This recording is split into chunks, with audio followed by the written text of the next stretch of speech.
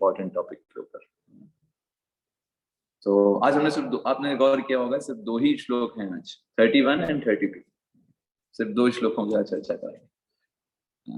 तो ऐसे ही कुछ जो विशेष श्लोकास होते हैं उनपे हम प्रयास करते हैं कि ज्यादा समय मिले। और ऐसा क्यों करते हैं, क्योंकि ऐसा ही सारे हमारे जो वरिष्ठ भक्त हैं उन्होंने कुछ श्लोकों पर विशेष समय दिया है जहाँ पर हम कुछ ज्यादा अच्छा सीख सकते हैं। बाकी ऐसे तो सारे ही श्लोक हैं हमारे लिए महत्वपूर्ण, लेकिन कुछ श्लोक हमको कुछ ज्यादा बड़ी चीज सिखा देते हैं जो हमें बहुत मदद करती है हमारे अध्यात्म जीवन में। तो ये 2 श्लोक उन्हीं में से एक है।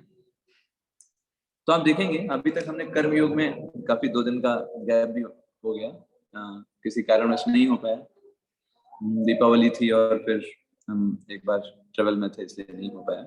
तो अभी हम एक बार हल्का सा रिकैप कर लेते हैं हमने अभी तक कर्म योग में क्या पढ़ा है। तो आप देखेंगे भगवान कर्म योग में बहुत स्पष्ट तरीके से बताते हैं कि व्यक्ति को अपना कार्य को त्यागना नहीं है। कभी कभी लोग भक्ति को समझते हैं कि छोड़ना, प्रभु जी हमने ये छोड़ दिया, हमने प्रभु जी ये छोड़ दिया, हमने ये नहीं कर रहे हैं, वो नहीं कर रहे हैं। बट एक्चुअली जो छोड़ने की प्रक्रिया है वो फोकस का विषय नहीं, फोकस का विषय है भगवान की भक्ति। उसको ऐड किया कि नहीं किया। आपने दुनिया भर के कानून अपना लिए लेकिन भगवान का नाम जब नहीं हो रहा है, छोड़ तो सब दिया लेकिन पकड़ा कुछ नहीं जीवन में जो पकड़ना चाहिए था। भगवान की भक्ति को पकड़ना था तब दूसरे हाथ से अपने आप ही वो सब छूट जाता, लेकिन आपने बाकी सब छोड़ दिया लेकिन भगवान के चरण कमल नहीं पकड़े। तो जो छोड़ा है वो बस थोड़े दिनों के लिए छोड़ा है, वो फिर वापस से उसको पकड़ेंगे आप। तो इसलिए भक्ति योग का मतलब क्या है, भगवान के चरण कमल को पकड़ना। बाकी चीजें तो अपने आप आपका ही खुद ही मन हो जाएगा कि छोड़ देना, तो वो हमारा मुख्य विषय नहीं।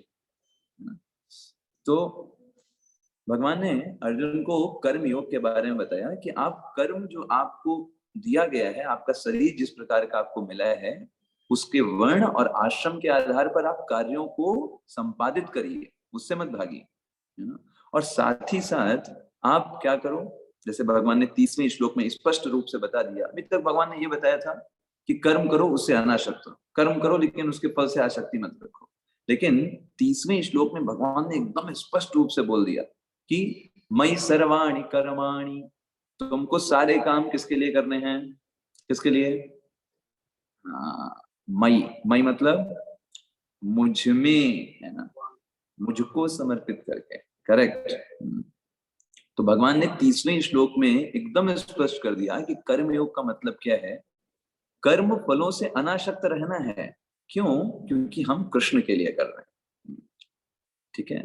तो हमारा हम भी जो भी कार्य करना चाह रहे हैं उसका उद्देश्य यही है कि भगवान कृष्ण की प्रसन्नता, ये हमारे जीवन का उद्देश्य है। जो भी हम काम कर रहे हैं, हम सुबह उठ रहे हैं, दामोदर अष्टकम पढ़ रहे हैं, भगवान को दीपक दिखा रहे हैं, जप कर रहे हैं, क्लासेस कर रहे हैं, सुन रहे हैं, बोल रहे हैं, पढ़ रहे हैं, इन सारी चीजों का उद्देश्य भगवान कृष्ण की प्रसन्नता है।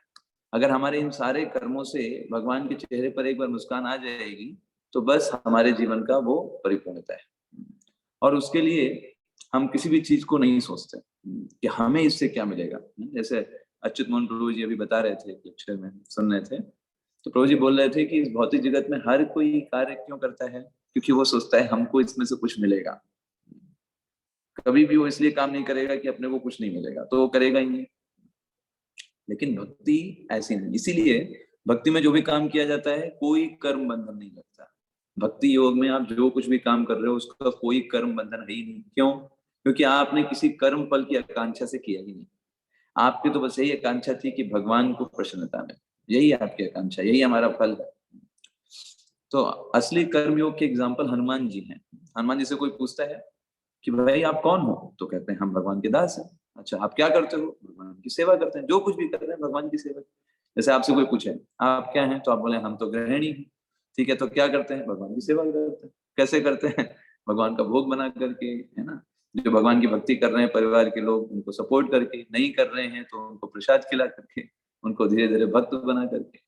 तो ये कर्मयोग एक ऐसी प्रक्रिया है कि कोई भी ये नहीं कह सकता कि हम नहीं कर सकते, हमको ये छोड़ना पड़ेगा, हमको कहीं जाना पड़ेगा हिमालय तक। No, anybody can do. जैसे हमने आपको एग्जांपल दिया गृहिणी का, मान लीजिए कोई गृहिणी तो बोले कि हम भगवान के लिए भोग बनाते हैं। ठीक है, उस भोग बनता है तो क्या करते हैं, तो भगवान को ऑफर करते हैं। ठीक है, अगर बहुत अच्छा बन गया आपने जो बनाया, सब लोगों ने बड़ी तारीफ की, तो क्या करते हो? तो कह देते हैं भाई भगवान का प्रसाद था, अच्छा तो होना ही इससे मेरा क्या क्रेडिट?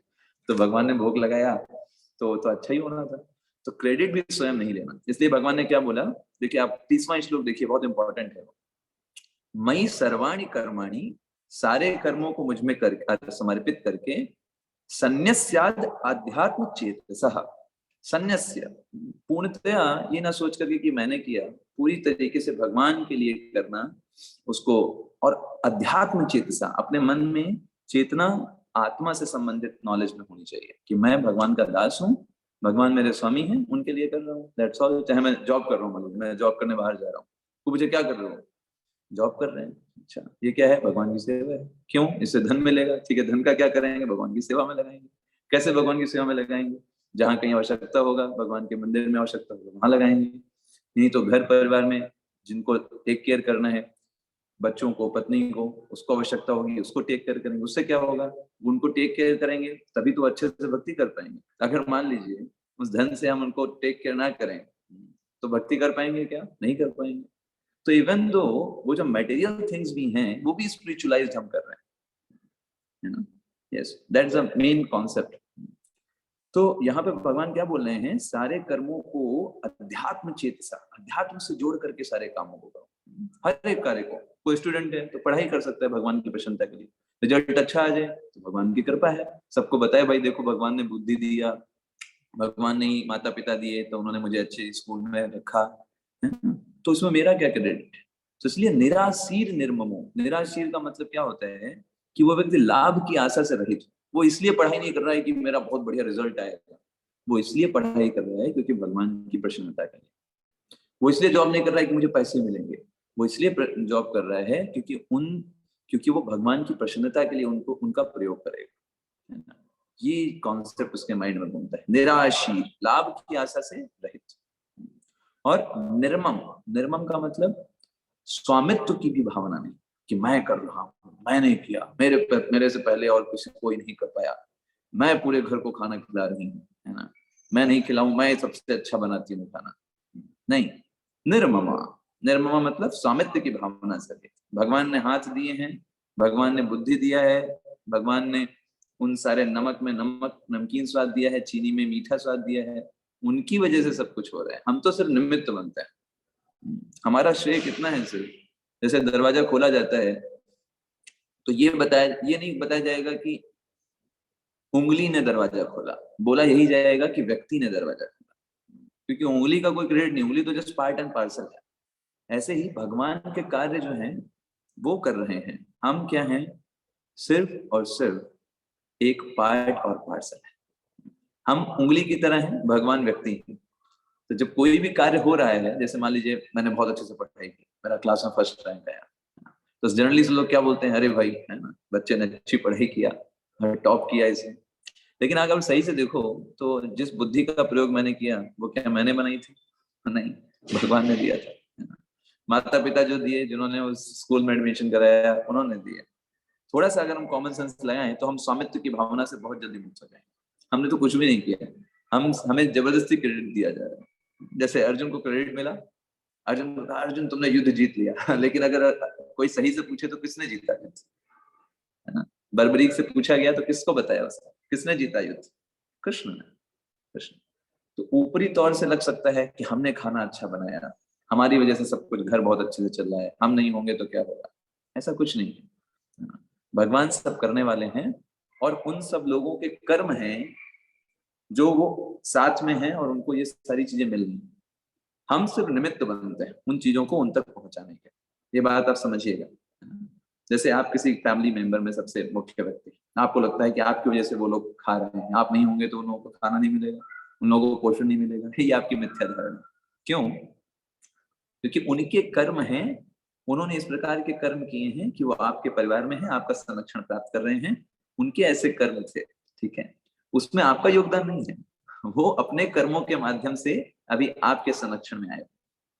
तो इसमें आपका योगदान क्या हो सकता है? आपका योगदान ये हो सकता है कि उसके साथ साथ आप उनको भगवत प्रेरणा और भगवान की तरफ मोड़े, ये आपका श्रेय है, बाकी कुछ आपका श्रेय नहीं है। जितना जिसके भाग्य में जितना लिखा होता है ना, उसको किसी ना किसी प्रकार मिलेगा ही मिलेगा उसके कर्मों के आधार पर। आप नहीं दोगे तो कोई और संरक्षण प्रदान करेगा। That is a law of Karma, भगवान की व्यवस्था है इस प्रकार की।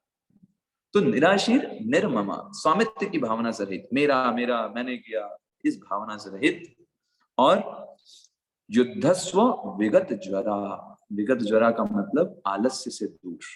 ये नहीं कि अरे भाई हमको तो कोई लाभ मिलने वाला है नहीं, ठीक है, और दूसरा है ना, हमें तो कोई स्वामित्व भी नहीं मिलने वाला है कि मैंने किया तो छोड़ो आराम से करेंगे, नहीं, आलस्य से रहित होकर एकदम तत्परता से युद्ध करना है। जैसे हनुमान जी एकदम डट करके गए लंका में पता लगाने, ये नहीं कि हमें फल नहीं मिलेगा तो हम क्यों मेहनत करें, हम क्यों लड़ाई करें अपना पूरा दम लगा करके, पूरी एनर्जी लगा करके, 100% दे करके, भले हम योग्य ना हो, जटायु की तरह। तो ये यहाँ पर बताया जाता है। तो अभी जब ये बताया भगवान ने, और भगवान ने अब यहाँ पर बता रहे हैं, देखो 31 श्लोक में बता रहे हैं, अर्जुन ये जो मेरे उपदेशों को मानता है, कैसे मानता है, ऐसे नहीं, बहुत ही श्रद्धा के साथ मेरे उपदेशों को ग्रहण करता है। ये मे मतमेदं नित्यम अनुतिष्ठन्ति मानवः श्रद्धावन्तो अनुश्रूयन्तो मुच्यन्ते तेपि कर्मभिः। इस तरीके से अपने दैनिक जीवन में समस्त कार्यों को मेरी प्रसन्नता के लिए करता है, अपना स्वामित्व नहीं मानता कि मैं कर रहा हूँ, इस तरीके की धारणा नहीं रखता। भगवान कर रहे हैं, हम एक निमित्त बन रहे हैं, हम नहीं करेंगे तो कोई और करेगा क्योंकि उन लोगों के भाग्य में वो चीज मिलना है, हम नहीं करेंगे तो कोई और करेगा, है ना। तो ये जो भावना है ना, इस भावना को वो कल्टीवेट करे। ये में मत मिदम नित्यम अनुतिष्ठन्ति मानवा, जो इस प्रकार के मेरे आदेशों को मानता है और अपने कर्तव्यों को करता रहता है। कर्तव्य करता है, भक्ति कर रहा है, कर्तव्यों को भी कर रहा है, निर्वहन कर रहा है, भक्ति भी कर रहा है। कभी भी समस्याएं आएंगी, अनेक प्रकार की बीच में रुकाव भी आएंगे, लेकिन रुकता नहीं है वो।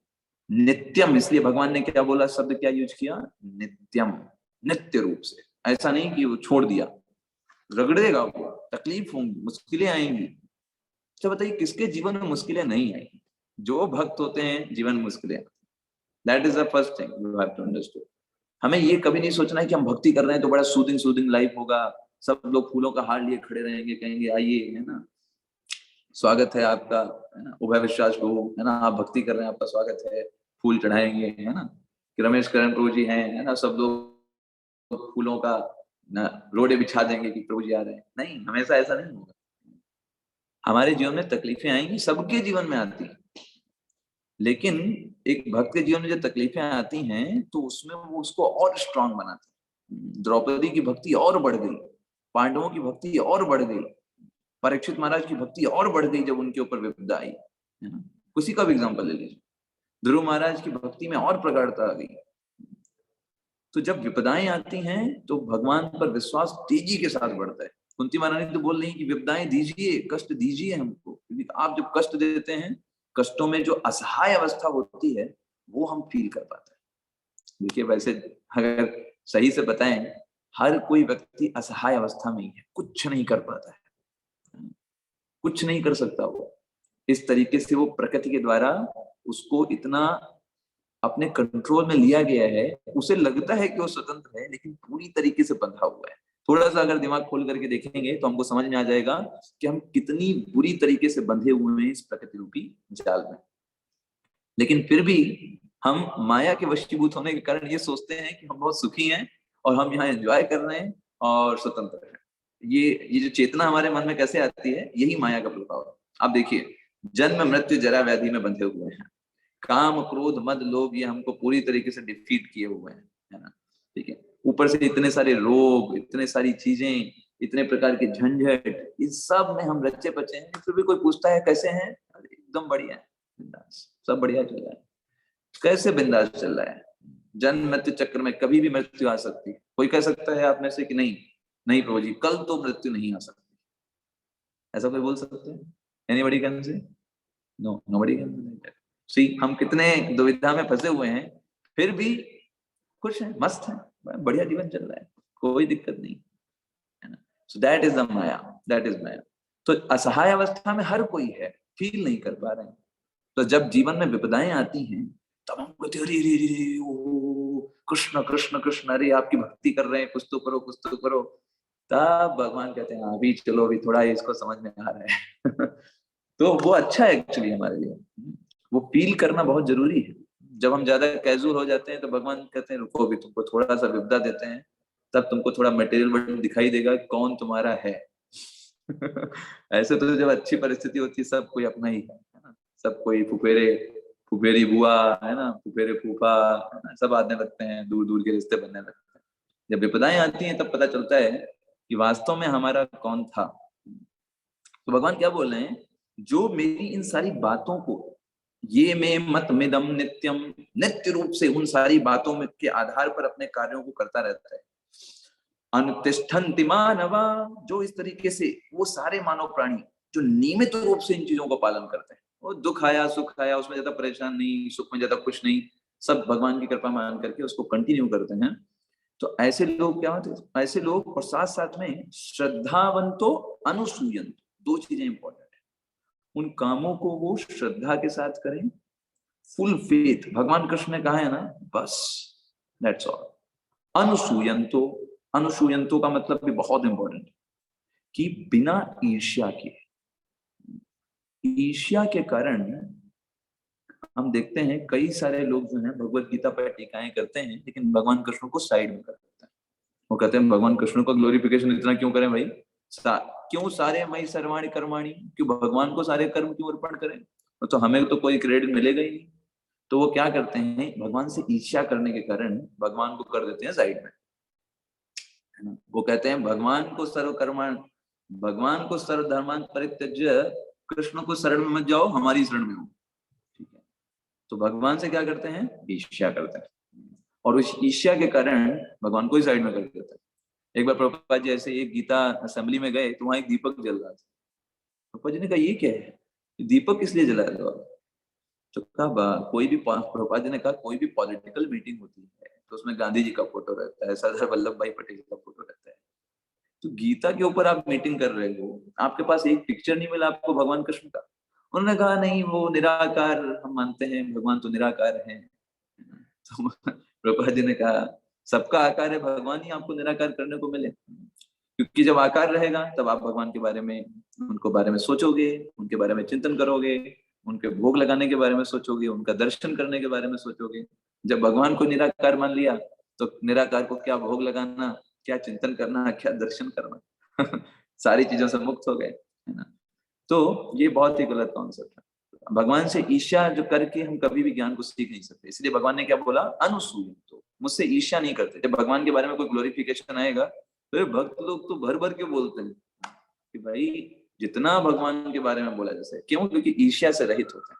जब वो भगवान का ग्लोरिफिकेशन करते हैं तो उनको आनंद मिलता है, भगवान का ग्लोरिफिकेशन, भगवान महान है और उसको, उनको ग्लोरीफाई करना है। प्रभुपाद जी तात्पर्य में लिखते हैं कि ऐसे अनेक दार्शनिक हैं जो भगवत गीता पर टीका करते हैं, टीका रचते हैं, किंतु कृष्ण में कोई श्रद्धा नहीं रखते, है ना।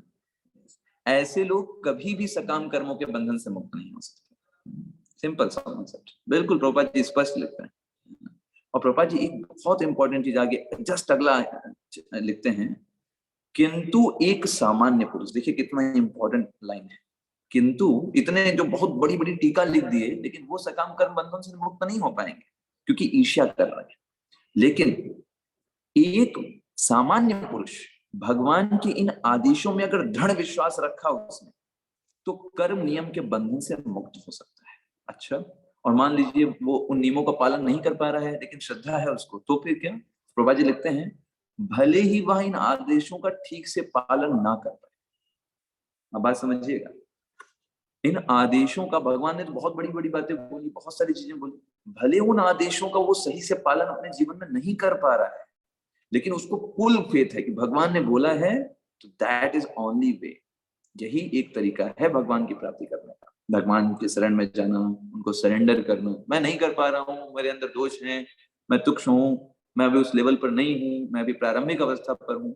अगर वो इस चेतना के साथ भी भगवान के वाक्यों पर फेथ को, शास्त्र में गलत नहीं लिखा है, अगर उसको ये फेथ है तो वो कर्म बंधन से मुक्त हो जाएगा, भले ही वो उनको प्रैक्टिस नहीं कर पा रहा है। डिवोशनल सर्विस को परफेक्ट नहीं कर पा रहा है। प्रभुपाद जी आगे लिखते हैं कि जब कृष्ण भावनामृत के प्रारंभ में भले ही कृष्ण के आदेशों का पूर्णतया से पालन ना हो पाए, कि एकदम निराशीर रहो, निर्मम रहो, थोड़ी सी भी भावना नहीं होनी चाहिए, कर्म फल को त्यागने का, ठीक है, कुछ हम हो सकता है उतने उस स्तर पर हम पालन ना कर पाए। चूंकि मनुष्य इस नियम से रुष्ट नहीं होता और पराजय का, निराशा का विचार किए बिना निष्ठा पूर्वक कार्य करता है, वो कृष्ण भावनामृत को प्राप्त कर लेता है। तो ये बहुत ही टेक्निकल है, एकदम टेक्निकल है। भगवान के आदेशों को हम स्वीकार कर रहे हैं, लेकिन हमारा वो लेवल नहीं है कि हम उसको अच्छे से प्रैक्टिस कर पाए। लेकिन अगर हमारा उन बातों में फेथ है तो हम भी कृष्ण भावनामृत को प्राप्त कर जाएंगे। एक समय आएगा कि हम उसको करने लग जाएंगे। ये चीज यहाँ पर बहुत अच्छी सीखने को मिलती है। देखिए, भक्ति का मतलब कोई मटेरियल कैलकुलेशन नहीं, यहाँ पर भगवान की प्रसन्नता के ऊपर सारी चीजें डिपेंडेंट हैं। हम जो भी कर रहे हैं भगवान की प्रसन्नता के लिए कर रहे हैं, उनको ग्लोरीफाई करने के लिए कर रहे हैं, और उसके लिए ये अपने माइंड में हमेशा हमको बसा करके रख रहे हैं। फेथ बहुत इंपॉर्टेंट फैक्टर है। आपने वो स्टोरी सुनी होगी ना कि एक गौरैया होती है, और वो गौरैया होती है, उसके अंडे जो होते हैं समुद्र बहा करके लेके चला जाता है, और गौरैया कहती है समुद्र मेरे अंडे लौटा दो वरना मैं तुम्हारे सारे पानी को सुखा दूंगी। समुद्र बोलता है तुम क्या कर पाओगी, छोटी सी गौरैया कुछ नहीं कर सकती, है ना। वो कहती देखो अभी मैं तुम्हारे पूरा डुबा देती हूँ, और वो उस जो अपनी चोंच से उन मिट्टी के कणों को ला ला करके समुद्र में डालने लगती है। आप बताइए, क्या गौरैया कभी भी समुद्र को सुखा सकती? Is it possible for? But उसके अंदर फेथ है कि मुझे करना है, और साथ साथ में प्रेयर्स भी कर रही है। तो उसकी प्रेयर्स के सुनने के कारण, उसकी फेथ को देख करके गरुड़ महाराज आ जाते हैं और कहते हैं समुद्र लौटा दो इस गौरैया के अंडे, वरना अभी तुम्हारे साथ बहुत बुरा होगा। समुद्र तुरंत तुरंत उस अंडों को लौटा देता है। तो प्रभुपाद जी हमको इससे समझाते हैं, इस स्टोरी से,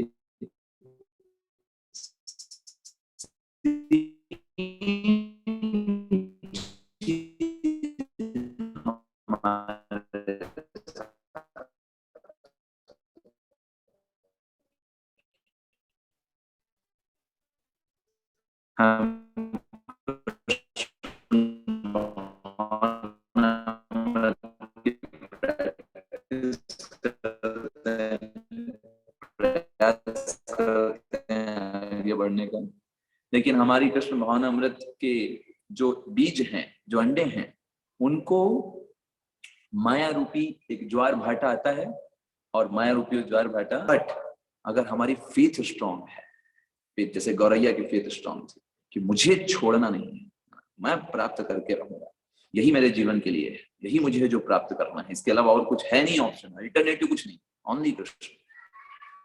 उस फेथ के कारण और प्रेयर्स के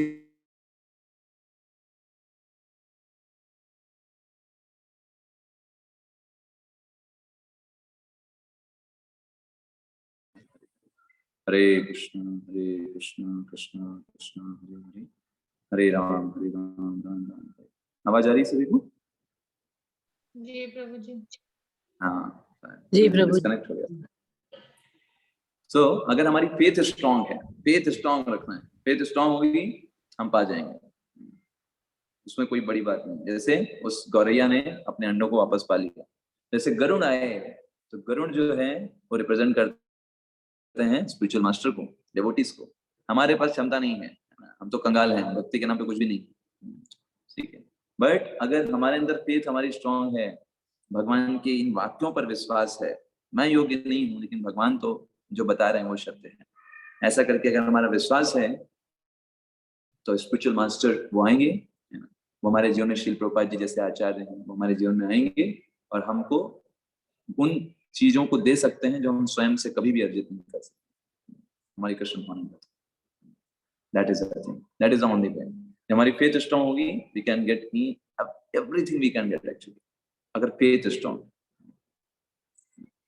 फेथ देखना चाहिए तो जैसे हम रामचरितमानस में देखते हैं, पार्वती जी की फेथ होती है शिव जी को प्राप्त करने के लिए।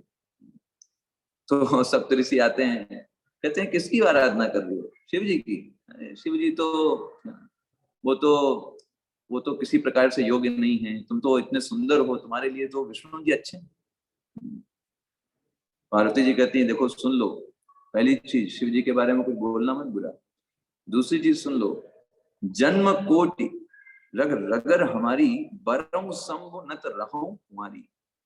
पूरे करोड़ों जन्मों तक मैं तपस्या ऐसे ही करती रहूंगी, है ना, लेकिन अगर शिव जी से विवाह नहीं होगा तो किसी और से विवाह नहीं करना है, पूरा मैं कुंवारी रह जाऊंगी करोड़ों जन्मों तक। पेट इतना स्ट्रॉन्ग।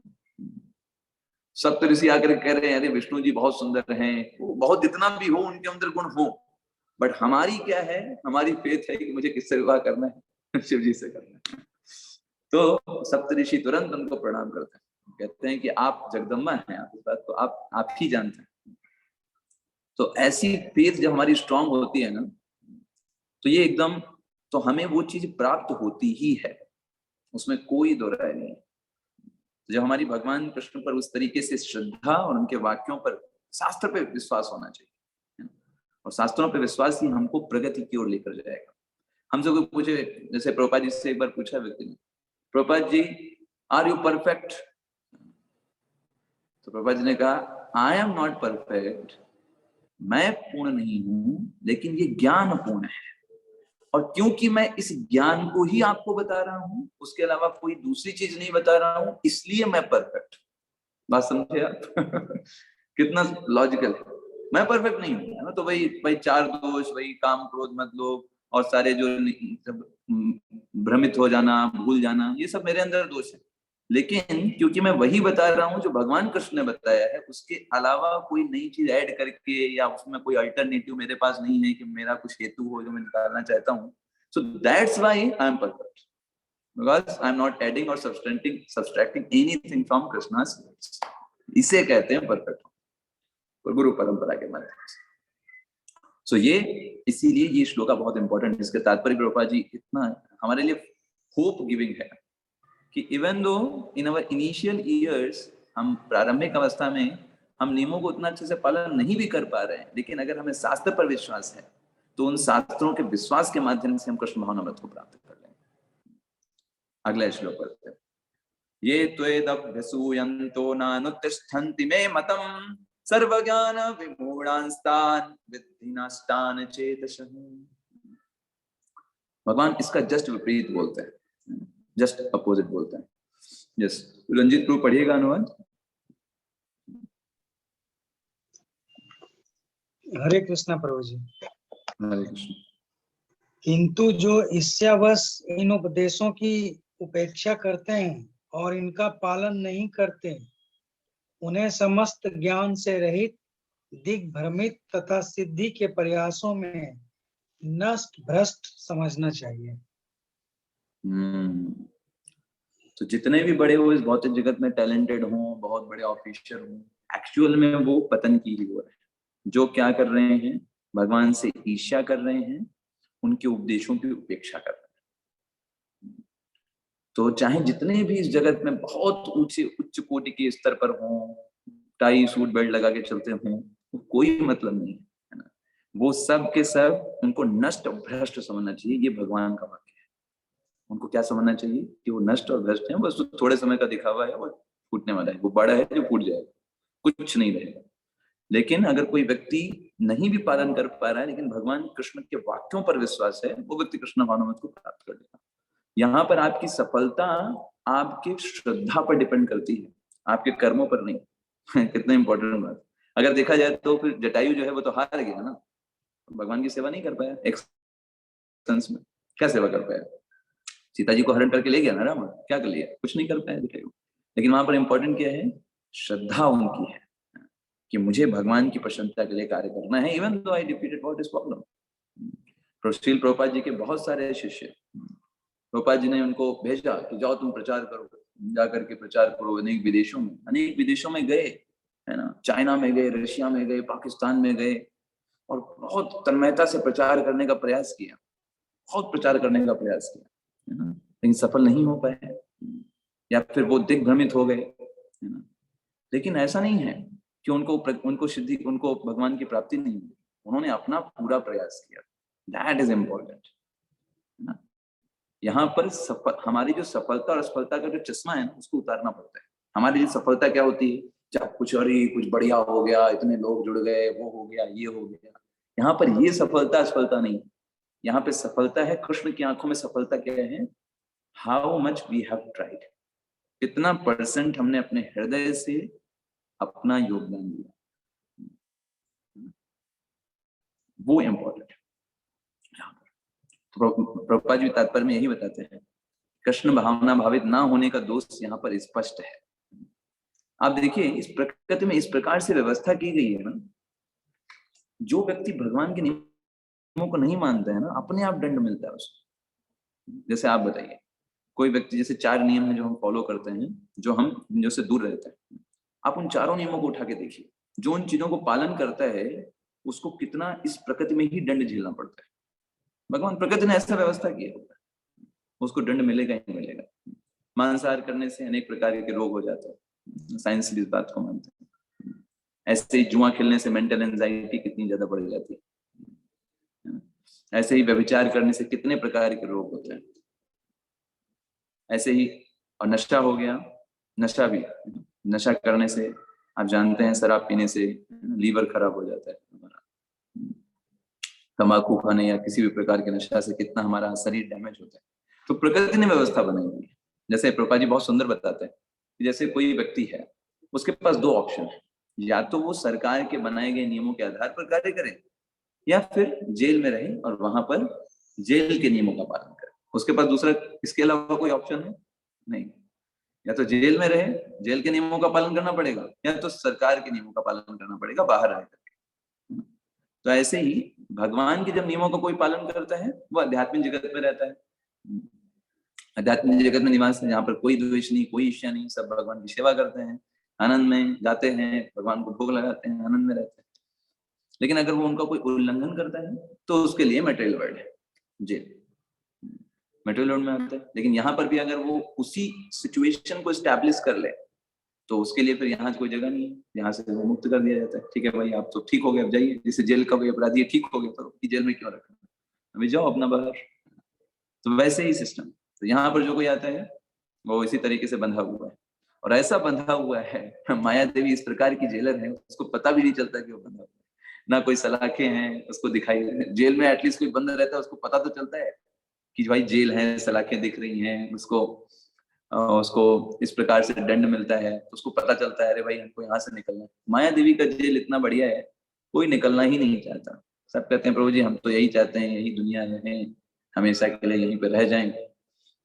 वो इतना उसको माया देवी भ्रमित कर देती है। अब आप सोचिए, एक स्पिरिचुअल वर्ल्ड का पर्सन जो एकदम मुक्त है, जिसको किसी प्रकार का रोग नहीं, कोई शरीर नहीं, कोई बुढ़ापा नहीं, कोई किसी प्रकार के 9 महीने गर्भ में नहीं रहना, उल्टा टंग करके मृत्यु नहीं होगी उसकी, वो व्यक्ति एक शरीर में, एक तुच्छ शरीर में यहाँ बंधा हुआ है। जो भी शरीर मिला होगा संसार में, जहां भी मिला हो, जिस कंट्री, जिस स्टेट, जहां भी मिला हो, भाई बॉडी मिला है तो जन्म मृत्यु जरा व्याधि तो है ही ना। ऊपर से ये तो बहुत ही ऊपर ऊपर की टेंशन, घर परिवार में कितने प्रकार की टेंशन व्यक्ति को रहती है, लेकिन उसमें भी वो खुश है, प्रभु जी सब बढ़िया है, कोई दिक्कत नहीं। तो इस प्रकार से माया देवी उसको आकर्षित करती रहती है। लेकिन एक बुद्धिमान भक्त किस प्रकार से सोचता है, वो इन सब कष्टों को अपॉर्चुनिटी के रूप में देखता है कि भाई हमको जो कष्ट भी मिल रहे हैं, ये भी हमारे पास मौका है एक असहाय होने का। रोग आ गया कोई, ठीक है, बहुत अच्छी बात है, रोग आएगा तो उस बहाने हमें समझ में आएगा कि भाई हमारा कितना लिमिटेड हमारे पास समय बचा है और कितना हम असहाय हैं। और जब उस असहाय अवस्था में कोई भगवान को पुकारता है ना, दैट्स डिफरेंट लेवल। जैसे गजेंद्र ने पुकारा, पूरा मृत्यु आ चुकी है, 1000 साल हो गए युद्ध करते करते, कोई राह नहीं दिख रहा है, पैर को पकड़ा हुआ है मगरमच्छ ने। उस समय वो भगवान को याद करता है, जाप्य परमम जाप्यम। तो भक्ति ऐसी है, कोई भी कर सकता है किसी भी अवस्था में, बस हमारा डेडिकेशन होना चाहिए। इसलिए भगवान यहाँ पर भगवान बहुत सुंदर बता रहे हैं कि उस व्यक्ति को समस्त ज्ञान से रहित मानना चाहिए, दिग्भ्रमित मानना चाहिए, और सिद्धि के प्रयासों में नष्ट भ्रष्ट मानना चाहिए। वो कभी भी नहीं कार्य कर सकता। तो 2 प्रकार की मेंटालिटी होती है, एक होती है डिवाइन मेंटालिटी, एक होती है डेमोनियक मेंटालिटी। डिमोनिक मेंटालिटी मतलब दुर्योधन, डिवाइन मेंटालिटी मतलब युधिष्ठिर महाराज। हमेशा भगवान की सेवा, और जो मिल गया भगवान ने जितना दे दिया उससे संतुष्ट, जो परिवार दे दिया उससे संतुष्ट, जो खाने को दे रहे हैं उससे संतुष्ट, जो जॉब मिल गई उससे संतुष्ट, जिसमें भगवान की सेवा अच्छे से हो सके। और भगवान स्वयं अपने आचरण से करके बताते हैं, है ना, कभी भी किसी चीज से अटैच नहीं, किसी से डिटैच नहीं। जिससे सेवा हो वो अटैच, जिससे सेवा ना हो उससे डिटैच, जिसमें भगवान की सेवा अच्छे से हो। यही अटैच और डिटैच है भक्तों के जीवन। भगवान की सेवा अच्छे से हो रही है, रुपए कम मिल रहे हैं, चलेगा। भगवान की सेवा कम हो गई, रुपए बहुत ज्यादा मिल गए, नहीं चलेगा। ये उनका जीवन का डेफिनेशन होता है। बाकी मटेरियलिस्टिक लोग कंफ्यूज रहते हैं, अरे ये व्यक्ति कैसा है, हम लोग तो पूरा पैसों के लिए मरे जा रहे हैं, तो पैसों के लिए कर ही नहीं रहे, है ना। तो वो उनको समझ में नहीं आता है कि ये है क्या, ऐसा भी कैसे कोई व्यक्ति हो सकता है। लेकिन भक्ति में कुछ भी हो सकता है है ना। तो ये बिल्कुल समझ जाना चाहिए। डिवाइन मेंटालिटी मतलब भगवान के नियमों को मानने वाला होगा। जैसे मान लीजिए सिंपल सी बात है कि जो भी हमको परिवार मिला, जो भी हमको व्यक्ति मिला, जो भी पति पत्नी मिले, जो भी बच्चे मिले, जो भी जॉब मिली, है ना, जिस भी प्रकार का जो एनवायरनमेंट दिया गया, that is mercy of the Lord. वो भगवान की कृपा है। क्यों ऐसा नहीं देख पाते? बहुत सारे ऐसे लोग दुनिया में हैं जिनके पास वो चीजें नहीं है, वो चीजें नहीं है, तो उसको आपको भगवान ने दिया है। तो अगर कोई चीज आपको भगवान ने दिया है और भगवान आपसे कितना प्रेम करते हैं और उन्होंने आपको वो चीज दिया है, तो इट इज योर ड्यूटी कि आप उन दायित्वों को अच्छे से निर्वहन करें। किसकी प्रसन्नता के लिए? श्री कृष्ण की प्रसन्नता के लिए। हाँ, उन्होंने दिया ना आपको, आपको जिम्मेदार मान करके, आपको भरोसेमंद मान करके उन्होंने कुछ जीवात्माओं को आपके अंदर में दिया है, आपका एसोसिएशन उनको दिया है। तो इट इज योर रिस्पॉन्सिबिलिटी कि उनको सारी उनकी भौतिक और आध्यात्मिक जरूरतें पूरी हों। ठीक है, और आध्यात्मिक जरूरतें भी तभी वो पूरी होंगी जब आप भौतिक जरूरतों को पूरा कर रखोगे। यस, आप इस तरीके से अनासक्त नहीं हो सकते कि नहीं नहीं भाई हम तो गीता पढ़ लिए, है ना, हमें क्या, हम तो अब किसी से परिवार वालों से बात नहीं करेंगे, हम तो अब पूरा हमारा दूर हो गया। ये नकली वैराग्य है, ये तो ढोंग है। असली वैराग्य का मतलब है हम सब कुछ करेंगे लेकिन किसी भी चीज को अपने आप को स्वामी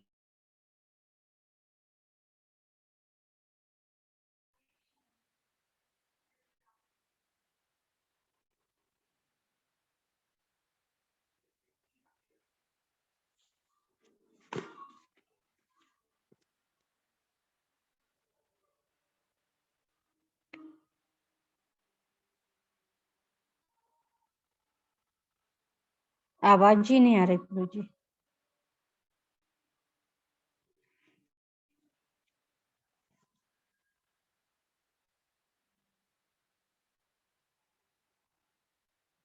आवाज नहीं आ रही गुरु जी। आवाज कट। हरे कृष्ण।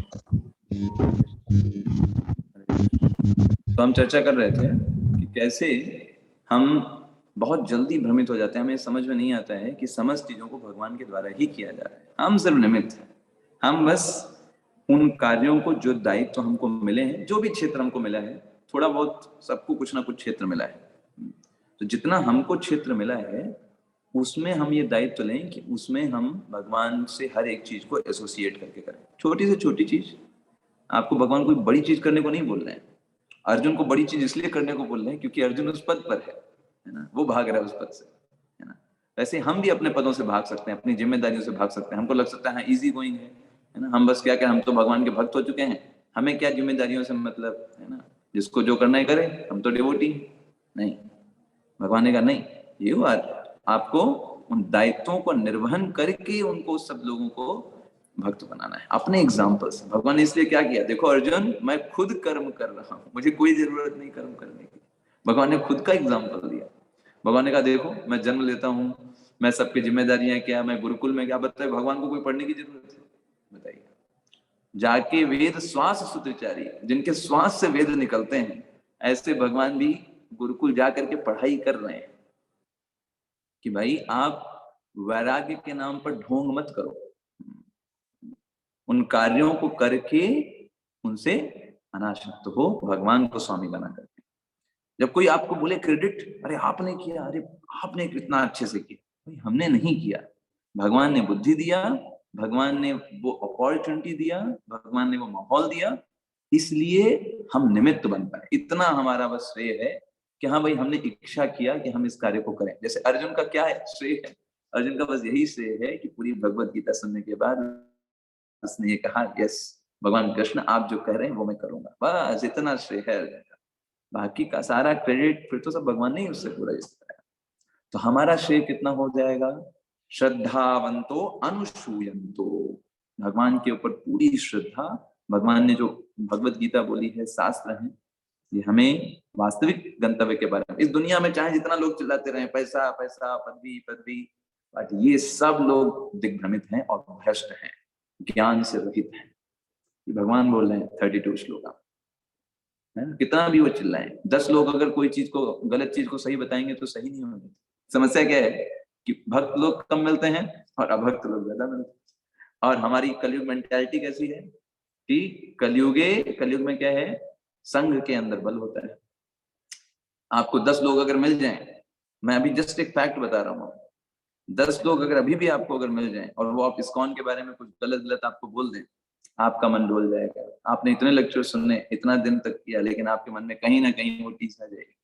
क्यों ऐसा आएगा? क्योंकि संघ में बल होता है, ठीक है, संघ में बल होता है। तो दिस इज अवर रिस्पॉन्सिबिलिटी। किसी के भी बारे में, मैं सिर्फ तो एक जैसे एग्जाम्पल लिया, क्योंकि ऐसा कई बार होता है, मैं जैसे एग्जाम्पल लिया, किसी व्यक्ति के भी बारे में, इवन आपके फैमिली मेंबर के बारे में भी, जिसको आप बहुत अच्छे से जानते हो, अगर 10 लोग उसी चीज को रिपीट कर दें जो गलत हो, आपके मन में वो धारणा बैठ जाएगी। ये कलयुग का लक्षण है। तो सोना चाहिए हाँ कलयुग चल रहा है, तो इसलिए दिस इज अवर रिस्पॉन्सिबिलिटी कि वो लोग हम पे करें, उससे ज्यादा बार हम भगवत गीता पढ़ लें, उससे ज्यादा हम भगवान के भक्तों से सुन लें, कि उसका प्रभाव ही हमारे ऊपर भगवान हमको इन 2 श्लोक में स्पष्ट करते हैं कि जो इस पद को फॉलो करेगा, इवन दो वो नहीं भी कर पा रहा है उन कर्मों को, मुक्त हो जाएगा। तो इसके अंदर फुल फेथ है मेरे वर्ड्स में, मुझमें पूरी श्रद्धा है। जैसे गौरैया का एग्जाम्पल लिया, और दूसरा व्यक्ति दुर्योधन की तरह भगवान स्वयं विराट रूप दिखा दिए दुर्योधन को, फिर भी नहीं मानना है, बोलेगा देखो भाई आपने, भगवान है वो सब बातें ठीक है, लेकिन हमको तो राज्य चाहिए, ठीक है। भगवान कह रहे नहीं, राज्य 5 गांव दे दो, ज्यादा नहीं चाहिए, 5 गांव दे दो, क्षत्रियों का आराम से राज्य करो। नहीं, हम एक सुई के बराबर नहीं देंगे, आप भगवान हो तो हम क्या करें। सी, इसका मतलब भगवान ने पूरा विराट रूप दिखा दिया, सारी शक्तियां दिखाने के बाद भी वो विश्वास नहीं किया। तो ऐसे लोग ज्ञान से भ्रमित, दिग्भ्रष्ट और सारे दिग्भ्रमित रहते हैं। समस्त प्रयासों में उनको मानना चाहिए, भले वो बहुत टैलेंटेड दिख रहे हों, बहुत योग्य पद पर हो, कोई मतलब नहीं है इन सब चीजों का। वो एक बुलबुले की तरह है पानी का, जो कभी भी फूट जाएगा और सब कुछ वो खत्म होने वाला है। इसके विपरीत भक्त अपने जीवन में जो भी गतिविधियां कर रहा है, भले वो झाड़ू लगा रहा हो भगवान की प्रसन्नता के लिए, अपने घर में अपने बच्चों को अच्छे से टेक केयर कर रहा हो, ताकि उनको अच्छे से भक्ति देना है, बड़े होकर के अच्छा भक्त बनाना है, अपने परिवार का देख रेख कर रहा हो, बाहर से लग रहा है तो वही सब भौतिकवादी करते हैं, वही काम कर रहे हैं, लेकिन वो सारे के सारे प्रयास उसको कर्मों के बंधन से मुक्त कर देते हैं। भगवान इसलिए 31 में क्या बोल रहे हैं, मुच्यन्ते तेपि कर्म की, जितने भी प्रकार के कर्म होंगे उन सब से मुक्त कर दिया जाएगा उसको, क्योंकि सबका उद्देश्य भगवान कृष्ण की प्रसन्नता और शास्त्रों के अनुरूप था। जिस प्रकार से अगर हम सरकार के नियमों के आधार पर चलते रहेंगे तो सरकार क्यों जेल में डालेंगे? जेल में तो उनको डाला जाएगा ना जो सरकार के नियमों के विरुद्ध जाता है। तो ऐसे ही अगर हम भगवान की प्रसन्नता के लिए, भगवान के लिए कार्यों को कर रहे हैं, तो उसमें क्या दोष? उसमें कोई दोष नहीं, हम मुक्त होते चले जाएंगे। That is the fact. तो आज हम यहीं पे कंक्लूड करेंगे आज की क्लास को। हरे कृष्णा कृष्णा कृष्णा हरे हरे, हरे राम राम राम हरे हरे। जगदगुरु श्रील प्रभुपाद की जय। श्रीमद् भगवत गीता ग्रंथ की जय। हरे कृष्ण। हरे कृष्ण। हरे कृष्ण प्रभु जी, दंडवत प्रणाम। हरे कृष्ण प्रभु जी। कृष्ण प्रभु जी, हरे कृष्ण। प्रभु जी। कृष्ण प्रभु जी। हरे कृष्ण। हरे कृष्ण। हरे कृष्ण। हरे कृष्ण। हरे कृष्णा प्रभु जी। हरे कृष्ण संत।